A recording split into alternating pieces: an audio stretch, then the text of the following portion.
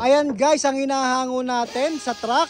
Sa mga nagtatanong nga guys kung paano tayo naghahango ng isda pag nasa port, eto po, diretso po ito sa kaning, ipaprocess for sa kaning na po yan. Sinasabi ko po sa inyo, hindi po tayo nanghuhuli ng isda para sa pambenta sa palengke, kundi para lang po ito sa kaning, inilalata po ito. Kaya kung kayo po ay kumakain ng mga dilatang tuna, maaring kami nga po ang nakapanghuli nito. Paulit-ulit po ako dun guys na purely for canning lang tayo guys ha, purely for canning. So malapit na yata mapuno yung isang truck natin, nasa 20 tons ang laman yan.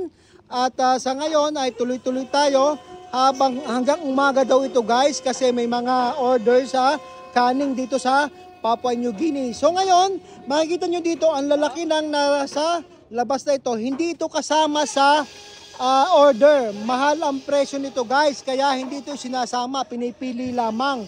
So ito nasa 20 kilos pataas ang presyo ang isang piraso nito, kaya hindi siya kasama doon sa hinahango. Ibabalik ito sa bodega guys, kaya naman pagkatapos nila, ibabalik nila yan dito sa storage. So storage ang ating hinahango guys. Ayan. O ba, si B1 nandoon. Nakilala ko si B1 kumaway Eto nga ba ulit ang ating ang ating maestro. Maestro pang Facebook ito. Yung isa pang YouTube, kaya binati ulit kita. Ayan guys. So nakikita nyo, puno ang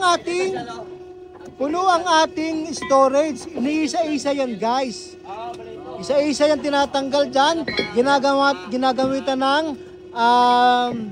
ano ang tawag dyan sa gancho. Kanina pa sinabi sa akin gancho, nakalimutan ko na naman. So guys, sa mga gusto mag-apply, mga fisherman, ganito ang trabaho pagka tayo maghahango. Pag puno na yung barko, maghahango ng isda. Yan, napakalamig ho niyan guys. Kaya sila ay naka winter clothes, winter gloves, winter boots na ginagamit. Well, equipped naman sila. Okay yung mga gears na ginagamit nila guys. So medyo delikado na dito sa pwesto ko, kaya baka ako'y tamaan din tayo lilipat ng pwesto. Ayan guys.